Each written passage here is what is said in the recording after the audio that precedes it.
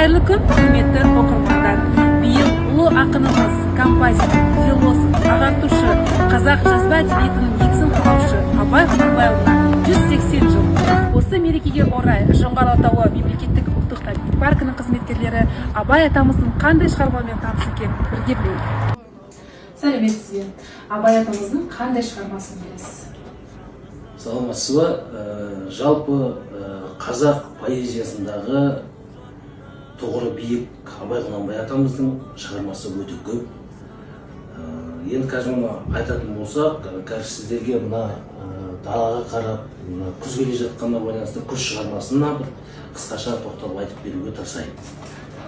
Сұр бұлт түсіп, су қаптайды аспан, күз болып тыңқыл тұман жерді басқан, білмеймін тойғаныма, тоңғаныма, жылқы ойнап, бие қашқан, тай жарысқан, жасыл шөп, бәйше шөп жоқ бұрынғыдай, жастар күлмес, жүгірмес бала шулай, қайыршы шал кембірдей түсіп етіп, жапырағынан айырған ағаш құрай деп.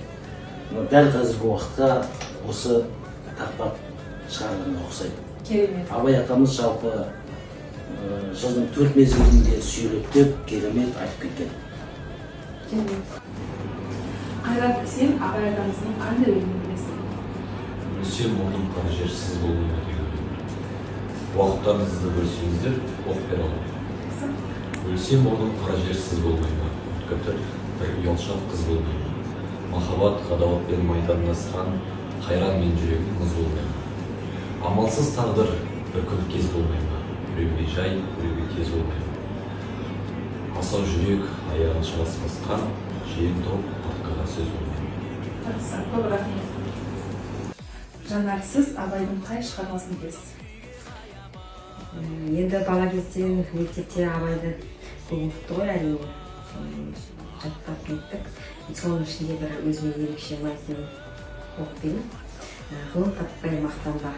Ғылым таппай мақтанба, орын таппай баптанба, құмарланып шаттанба, ойнап босқа күнге, 5 нәрседен қашық бол, 5 нәрсеге асық бол, адам боламын десеңіз. Жақсы, көп рахмет. Әділет, сен Абай атамыздың бір өлеңін айтып берсең. Абай атамыздың «Әсемпаз болма әрнеге» атты өлеңін оқып берейін. Әсемпаз болма әрнеге, өнерпаз болсаң арқалан, сен де бір кірбіштенеге кетігін тапта бар қалан. Қайратпен ақыл жол табар, қашқанға да қуғанға, әділет шапқат кімде бар, сол жарасар туғанға. Жақсы, рахмет. Георгий, Абай атамыздың қанша қара сөзі бар? 45 қара сөз бар. Жақсы, рахмет. Сіз Абай атамыздың қандай өлеңін білесіз? Мен Абай атамыздың «Желсіз түнде жарығай» атты өлеңінің бір шумағын сіздерге айтып берейін. Желсіз түнде жарығай, сәулесі судай дірілде, ауылдың маңы терең сай, тасыған өзен көрілді.